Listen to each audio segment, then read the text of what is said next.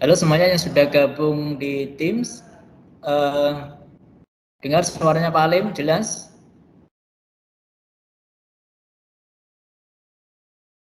Assalamualaikum warahmatullahi wabarakatuh. Waalaikumsalam warahmatullahi wabarakatuh. Eh, Alhamdulillahirabbil alamin. Wassalatu wassalamu ala asrofil anbiya wal mursalin wa ala alihi washabihi ajmain, amma ba'd. Anak-anakku ya dirahmati Allah Subhanahu wa taala, kelas 8. Alhamdulillah pada kesempatan pagi hari ini kita masih diberi nikmat oleh Allah berupa nikmat sehat, nikmat yang banyak sekali yang tidak bisa kita hitung. Sebagai hamba Allah yang baik, mari kita selalu mensyukuri nikmat Allah yang sudah diberikan kepada kita semuanya, dengan selalu meningkatkan kualitas ibadah kita, kualitas keimanan kita kepada Allah Subhanahu wa taala. Anak-anakku yang dirahmati Allah, pada pertemuan hari ini alhamdulillah yang sudah gabung di Teams. Ini sudah ada Ailsa, ada Anggita, ada Kalistal, ada Lingga, ya. Lingga kelas 8D Lingga ya? Iya Pak. 8D ya. Muhammad Auzaniki ini kelas 8 berapa ini? 8D juga? Iya Pak. Oh iya. Ada juga Nuzulia, ada Putri, ada Syifa, ada Vimay untuk mata pelajaran pendidikan agama Islam. Oke anak sekalian, hari ini kita Pak Alim akan menyampaikan materi pendidikan agama Islam yang berkaitan dengan fikih anak sekalian ya, yaitu berkaitan dengan sujud. Pak Alim bagikan layar dulu.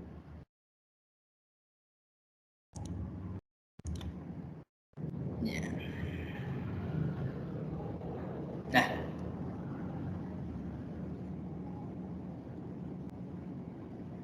kelihatan slide-nya nak? Halo, kelihatan slide-nya? Kelihatan Pak, kelihatan. Ya Pak. Kelihatan jelas ya? Oke. Ya. Hari ini kita akan bicara atau akan belajar bersama-sama tentang tema jiwa lebih tenang dengan sering melakukan sujud. Sudah pernah melakukan sujud ya? Sudah pernah ya? Karena sujud Iya, ini sujud ini merupakan salah satu rukun yang ada dalam ibadah sholat. Kalau kalian tidak pernah sujud berarti tidak pernah sholat.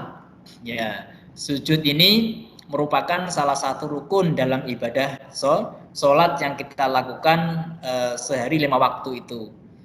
Ya. Tapi anak sekalian, untuk pertemuan hari ini Pak Alim akan fokus ke sujud di luar sholat, ya. Sujud yang dilakukan tidak pada rukun sholat itu, tetapi sujud syukur, sujud sahwi, dan sujud tilawah.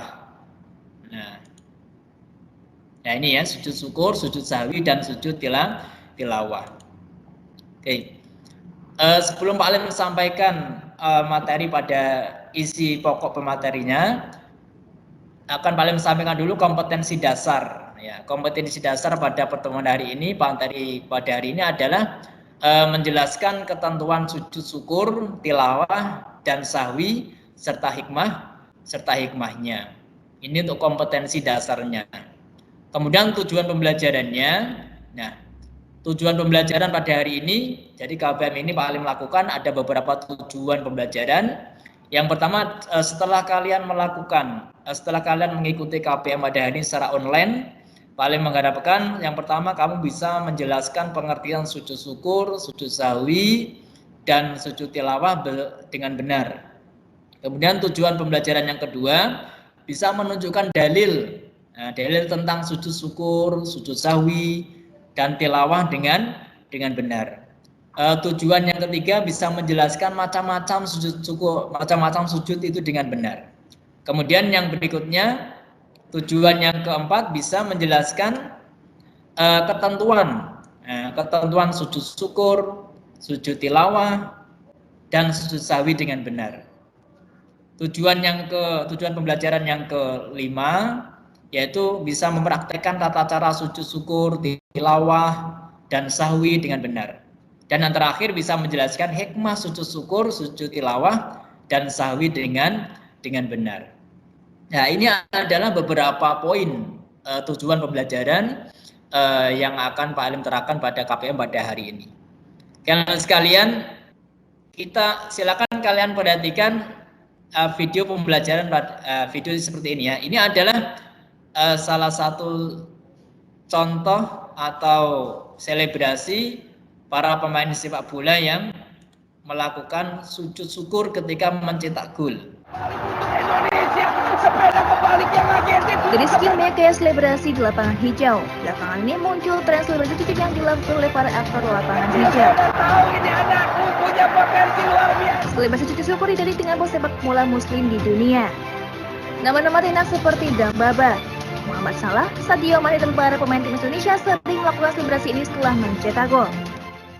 Kemudian silakan nanti kalian bisa lihat video tentang sujud tilawah. Bismillahirrahmanirrahim. Idza as-samaa'u inshaqqat wa adhinat li rabbiha wa huqqat wal qamari idza ittasaq لتركبن طبقا عن طبق فما لهم لا يؤمنون وإذا قرئ عليهم القرآن لا يسجدون. Nah, ini ketika membaca ayat sajdah, kemudian si pembaca ini kemudian melakukan sujud. Sajada wajhiya lilladzi khalaqahu wa sawwarahu wa syaqqa sam'ahu wa basarahu. Tabarakallahu ahsanul khaliqin. Sekarang video yang ketiga yaitu tentang sujud sahwi.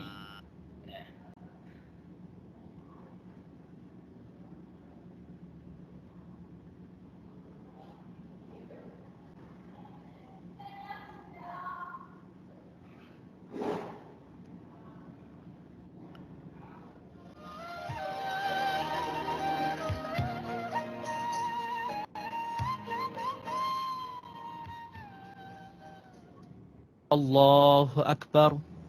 Allah Maha Besar. Subhana man la yanamu wa la yashu. Subhana man la yanamu wa la yashu. Subhana man la yanamu wa la yashu. Maha suci Tuhan yang tidak pernah tidur dan tidak lupa. Maha suci Tuhan yang tidak pernah tidur dan tidak lupa. Maha suci Tuhan yang tidak pernah tidur dan tidak lupa. Allahu Akbar. Allah Maha Besar.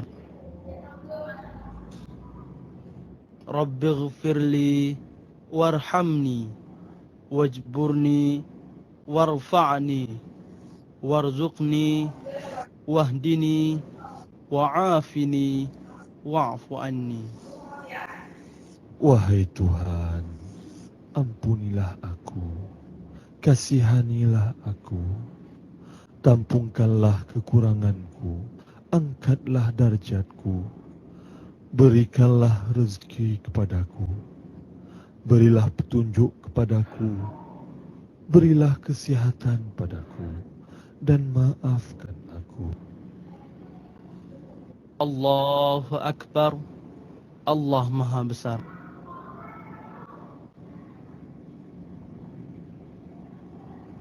Subhana man la yanamu wa la yashu. Subhana man la yanamu wa la yashu. Subhana man la yanamu wa la yashu. Maha suci Tuhan yang tidak pernah tidur dan tidak lupa. Maha suci Tuhan yang tidak pernah tidur dan tidak lupa. Maha suci Tuhan yang tidak pernah tidur dan tidak lupa. Allahu Akbar. Allah Maha Besar. Assalamualaikum warahmatullah. Assalamualaikum warahmatullah. Paling lanjutnya kalau pengertian sujud, ada di antara kalian yang menanyakan, bertanya tentang hal tadi, video tadi. Jadi anak sekalian, sujud itu merupakan salah satu rukun dalam ibadah sholat. Ya, itu sujud. Ya. Apa itu sujud pengertiannya? Sebelum Pak Alim sampaikan pengertian dari sujud syukur, sujud tilawah, dan sujud sahwi. Jadi pengertian sujud itu merupakan satu bentuk kepasrahan dan penghambaan diri kepada Allah yang menciptakan alam semesta ini. Nah, itu sebagai wujud, sujud itu sebagai wujud penghambaan diri kepada Allah.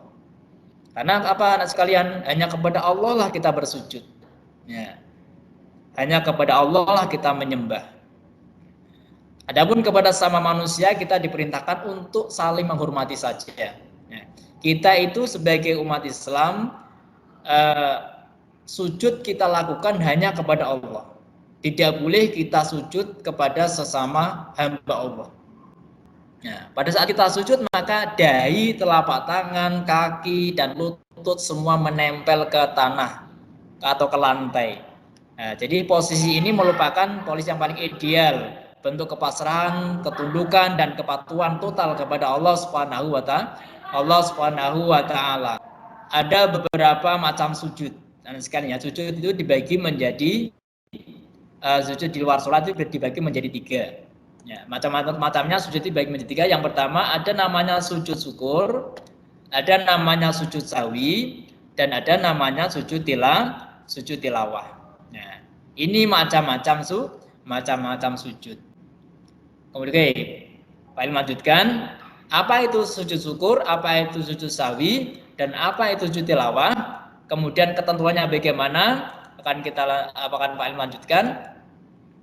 Yang dinamakan dengan sujud syukur itu, ya, syukur itu artinya adalah berterima kasih kepada Allah. Ya, berterima kasih atas hal apa? Nah, berterima kasih atas kenikmatan yang telah diberikan oleh Allah kepada kita. Ya. Itu sebagai ungkapan syukur. Syukur ketika kita diberi nikmat. Nikmat itu tidak hanya berupa nikmat kesehatan, akan tetapi ketika kita diberi umur panjang, kemudian diberi hadiah oleh orang lain, kemudian mungkin kalian mendapatkan nilai yang baik. Nah, itu sebagai ungkapan rasa syukur itu bisa diungkapkan dengan cara lisan, yaitu dengan membaca hamdalah, dan juga dilakukan dengan gerakan, yaitu dengan melakukan sujud syukur. Ya. Jadi sujud syukur itu pengertiannya adalah sujud yang dilakukan ketika seseorang memperoleh kenikmatan dari Allah atau telah dihindarkan dari bahaya. Rasulullah sudah dijelaskan, paling bacakan an Abi Bakrata anan Nabiy sallallahu alaihi wasallam kana idza atahu amarun yasurhu aw busyra bihi kharra sajidan syukranillah. Nah, coba lingga dibaca lingga. Iya Pak. Dibaca Arabnya. Bismillah. Bismillahirrahmanirrahim.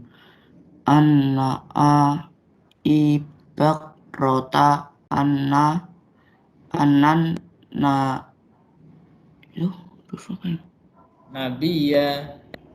Nabi ya ini dibaca sallallahu alaihi wasallam kana iza atahu amaru yasurruhu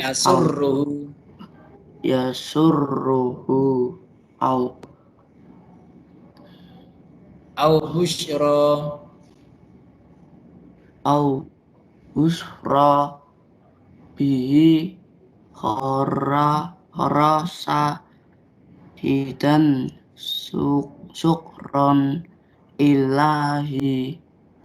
Ya, oke ya. Rawahu Abu Dawud Dawalid. Watir Tirmidzi. Watir. Oke. Oke, terima kasih Lingga ya, sudah bagus, bacaannya sudah bagus. Oke, untuk terjemahannya dari perempuan. Nah, dari perempuan dibaca terjemahannya. Apa namanya? Ailsa. Ailsa dibaca Ailsa terjemahannya.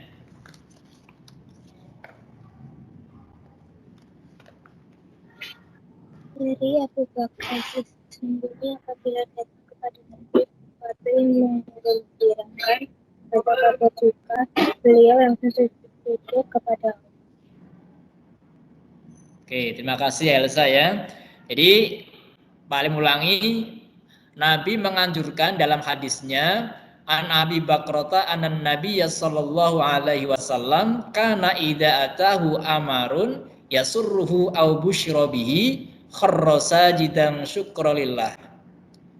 Nah, artinya an Abi Bakrah, dari Abi Bakar anan Nabi sallallahu alaihi wasallam, sesungguhnya Nabi Muhammad sallallahu alaihi wasallam kana idza atahu, apabila datang kepada Nabi, kana idza atahu amrun yasurruhu, sesuatu yang menggembirakan, au busyra bihi, atau kabar suka. Jadi Nabi ketika mendapatkan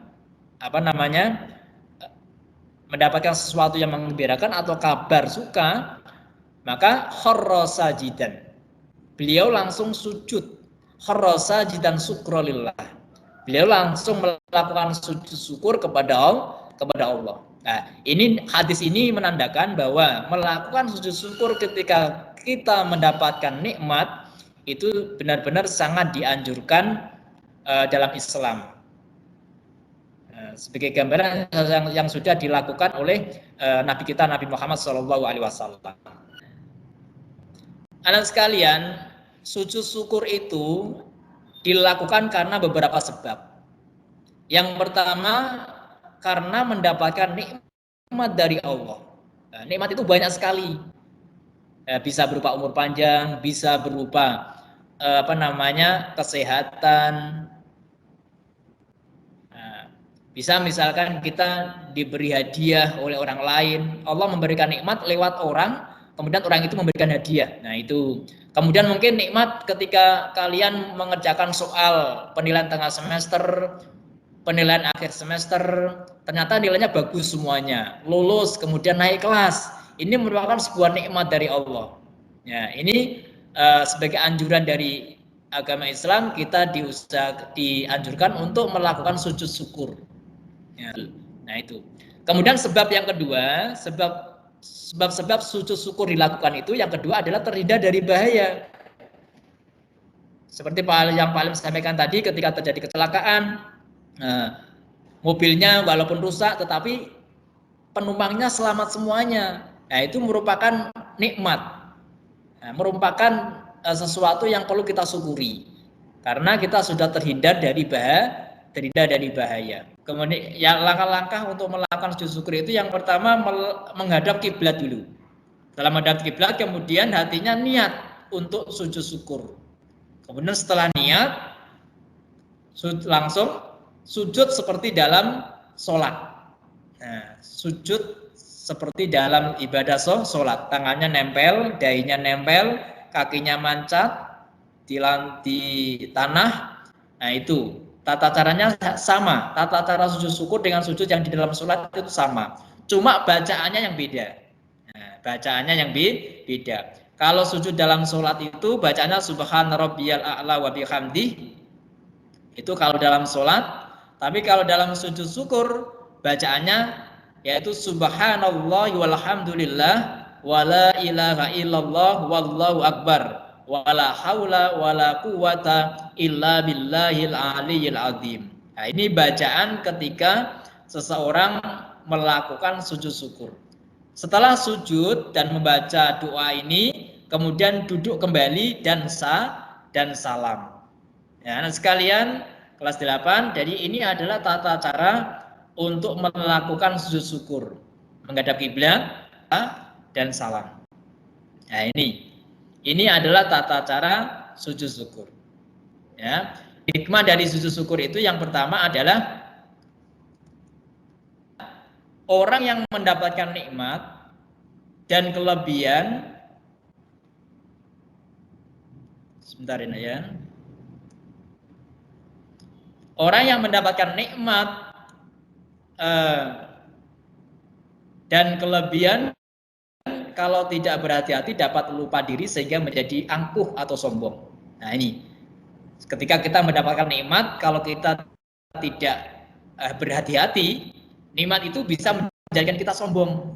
Nah, dengan kita melakukan sujud syukur, insya Allah diri kita itu akan terbenteng, akan terhindar dari sifat sombong itu atau angkuh. Ya, inilah hikmah yang pertama.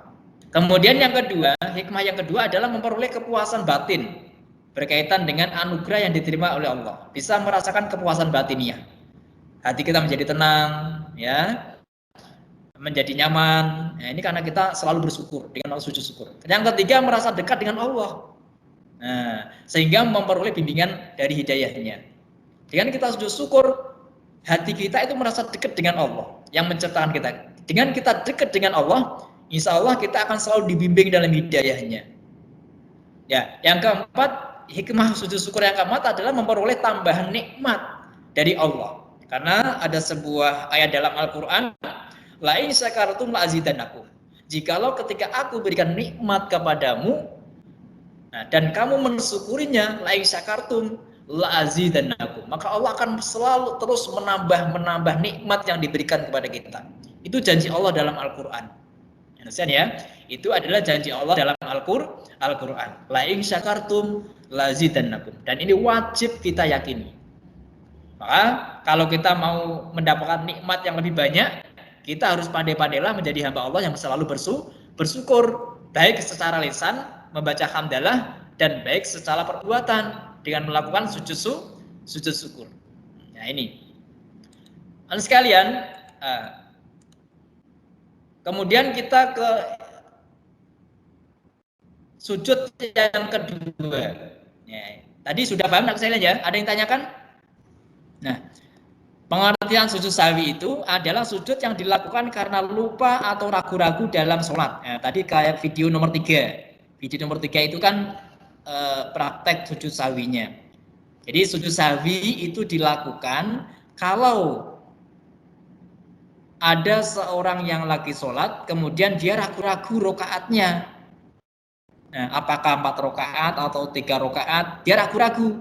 Maka dianjurkan dalam Islam itu untuk melakukan sujud sahwi sebelum salam.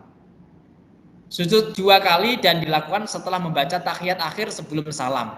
Nah, ini waktu pelaksanaan sujud sahwi. Ya Pak, hadir Pak. Ya dibaca hadis dasar hukum tentang dianjurkan sujud sahwi ini, dibaca artinya. Dari Abu Sa'id Al-Khudri, Nabi Shallallahu Alaihi Wasallam bersabda, apabila ada seorang di antara kamu ragu dalam sholat, apakah ia sudah mengerjakan 3 atau 4 rakaat, maka hendaknya dihilangkan keraguan itu dengan diteruskan sholatnya menurut yang diyakini. Kemudian hendaknya sujud 2 kali sebelum salam. Oke ya. Dari Abu Sa'ad Khudri, Nabi SAW bersabda, apabila ada salah seorang di antara kamu ragu dalam sholat, apakah ia sudah mengerjakan 3 atau 4 rakaat, maka hendaklah dihilangkan keraguannya itu dan diteruskan sholatnya menurut yang diyakini. Nah, yakinnya berapa? Kalau yakinnya 3 ya 3, yakinnya 4 ya 4. Ya, setelah selesai sholatnya, maksudnya setelah tahiyat akhir, kemudian hendaklah sujud 2 rakaat 2 kali. Sujud 2 kali sebelum salam. Nih. Kemudian sebab-sebab sujud sahwi itu apa? 1. Nah, sujud sahwi dilaksanakan itu karena 1, lupa meninggalkan salah satu rukun sholat, seperti lupa melakukan ruku, i'tidal atau sujud.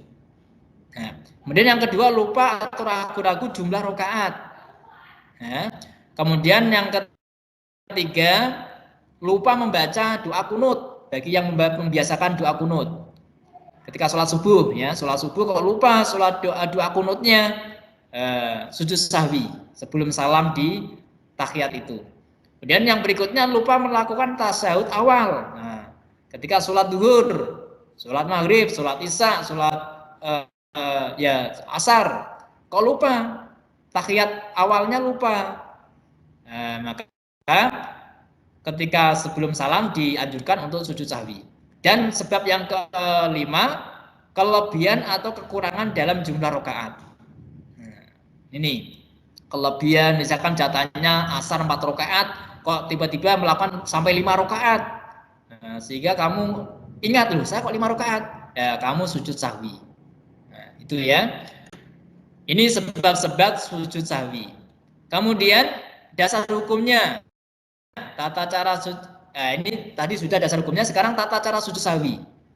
Yang pertama setelah selesai membaca tahiyat akhir sampai fil alamina innaka hamidum majid. Nah, itu langsung sujud lagi dengan membaca Allahu Akbar, sujud membaca subhanallah la yanamu wa la yasu. Subhanallah la yanamu wa la yasu 3 kali. Subhanallah la yanamu wa la yasu. Subhanallah malayanamu walayasus. Ya, itu Maha suci Allah yang tidak tidur dan tidak lupa. Ya, setelah membaca 3 kali, bangun dari sujud disertai dengan mengucapkan Allahu Akbar, kemudian duduk sebentar lalu takbir dan dilanjutkan sujud lagi dengan doa yang sama. Jadi sujud sahwi itu dilakukan 2 kali. Ya, 2 kali. Nah, kalau tadi kan ada banyak juga hikmah ketika kita melakukan sujud syukur. Begitu juga dengan sujud sahwi. Yang pertama, dengan kita melakukan sujud sahwi, hikmah yang pertama adalah manusia tidak boleh berperilaku sombong dan angkuh, karena manusia adalah tempat salah dosa dan lupa. Yang tidak pernah atau lupa hanyalah Allah. Nah, namanya manusia itu kan pasti tidak lepas namanya lupa. Nah, bahkan kita tidak boleh sombong. Ya. Innal insana makhalul khata' wan nisyan. Sesungguhnya manusia itu tempatnya luput dan salah. Jadi sujud tilawah, pengertiannya sujud tilawah itu adalah sujud yang dilakukan karena membaca ayat-ayat sajdah dalam Al-Qur'an. Ketika sholat maupun di luar sholat. Baik pada saat membaca atau menghafal sendiri atau pada saat mendengarkan. Mungkin kamu ketika duduk bersampingan dengan orang yang baca Quran, kamu mendengarkan. Kok ketika yang baca Quran itu sampai ayat sajdah, kamu juga dianjurkan untuk melakukan sujud tilawah. Ya, paham ya? Jadi sujud tilawah itu adalah sujud yang dilakukan ketika sujud di luar mendengar atau membaca ayat-ayat sajdah. Ini dasar hukum sujud tilawah. Nah, ini ya. Jadi Ibnu Umar anak Nabi sallallahu alaihi wasallam kana yaqra'u alaina al-Qur'an fa idza marra bisajdati kabbara wa sajadana ma'ah. Rawahu Tirmidzi. Jadi dari Abi Umar, sesungguhnya Nabi Muhammad sallallahu alaihi wasallam bersabda, sebenarnya Nabi Muhammad itu kana yaqra'u alaina. Sesungguhnya Nabi sallallahu alaihi wasallam pernah membaca Quran di depan kami. Kana yaqra'u alaina al-Qur'an. Nabi pernah membaca Quran di depan kami. Faida marra bisajdati kabbaro. Ketika bacaannya sampai pada ayat sajdah, beliau takbir. Nah, faida marra bisajdati kabbaro. Ketika Nabi Muhammad membaca Quran sampai di ayat sajdah, kemudian Nabi takbir, membaca takbir. Beliau bertakbir Allahu Akbar wasajada, lalu sujud wasajadana ma'ahu, maka kami sujud bersama-sama beliau. Ya, jadi ketika Nabi baca Quran bersama sahabat melihat Nabi baca Quran, ketika sampai ayat sajdah Nabi baca Allah, membentikan bacaannya, kemudian membaca takbir Allahu Akbar, kemudian Nabi sujud. Nah, sahabat yang melihat itu Nabi sujud tilawah, kemudian diikuti oleh para sahabat. Sehingga sampai sekarang ketika kita membaca ayat sajdah, ketika mendengar ayat sajdah, kita dianjurkan, disunahkan untuk melakukan sujud tilawah. Terus dalam Al-Quran banyak sekali ayat-ayat sajdah yang bisa kita temukan ketika kita membaca Quran. Yang pertama terdapat dalam surah Al-A'raf ayat 7, surah Al-A'raf ayat 206, Ar-Ra'du ayat 15, kemudian An-Nahl ayat 49. Kemudian syarat sujud tilawah bagaimana? Yang pertama sujud dari hadas dan najis, kemudian menghadap kiblat dan menutup aurat. Ini syarat-syarat sujud tilawah. Ada 5 rukun sujud tilawah. Yang pertama niat takbiratul ihram, sujud 1 kali dengan diawali bacaan takbir, duduk setelah sujud dengan tumak ninah tanpa membaca tasawuf. Kemudian salam. Adapun cara melakukan sujud tilawah di luar sholat, yang pertama berdiri menghadap kiblat, berniat melakukan sujud tilawah, takbiratul ihram, dan sujud 1 kali. Nah, ini ketika di luar sholat. Nah, ketika dilakukan pada saat sujud membaca doa sebagai berikut: sajada wajhiya lilladzi khalaqahu wa syaqqa sam'ahu wa basarahu bi haulihi wa quwwatihi. Ini adalah lafal yang dibaca ketika seseorang melakukan sujud tilawah, ya. Oke. Hikmahnya apa? Kita melakukan sujud tilawah, hikmahnya ada yang pertama dijauhkan dari godaan setan, lebih menghayati bacaan dan makna Al-Quran yang sedang dibaca, dan yang ketiga mendekatkan diri kepada Allah itu tentunya. Coba tadi sujud yang dilakukan ketika lupa namanya sujud apa, nak? Sujud yang dilakukan ketika kita lupa namanya sujud apa tadi? Sahwi. Sujud sahwi, betul ya. Kemudian sujud yang dilakukan ketika kita membaca ayat sajdah, sujud apa tadi? Tilawah. Sujud tilawah, betul ya. Kemudian terakhir, sujud yang dilakukan ketika kita mau mendapatkan nikmat atau terhindar dari bahaya. Itu namanya sujud apa? Sujud syukur. Betul, Siva ya. Sujud syukur. Jadi ketiga sujud ini adalah sangat dianjurkan dan banyak sekali manfaatnya. Banyak sekali hikmahnya. Salah satu di antara dengan kita sering melakukan sujud, otomatis diri kita tidak akan terhindar dari sifat sombong. Karena sujud itu adalah sebuah bukti bahwa diri kita itu rendah. Ya, masih ada yang lebih tinggi, yaitu Allah Subhanahu wa Ta'ala. Ya. Oke, ada pertanyaan? Anak sekalian, 8C, 8D? Kalau tidak ada pertanyaan, Pak Alim ucapkan terima kasih pada kaliannya sudah aktif, sudah bisa baca tadi yang Pak Alim sudah baca. Kita bertemu pada pertemuan berikutnya pada materi selanjutnya, yaitu tentang ibadah sholat sunnah. Jadi pada hari ini mari kita tutup KBM online pada hari ini dengan membaca hamdalah dan doa kafaratul majlis bersama-sama. Mikrofonnya dihidupkan.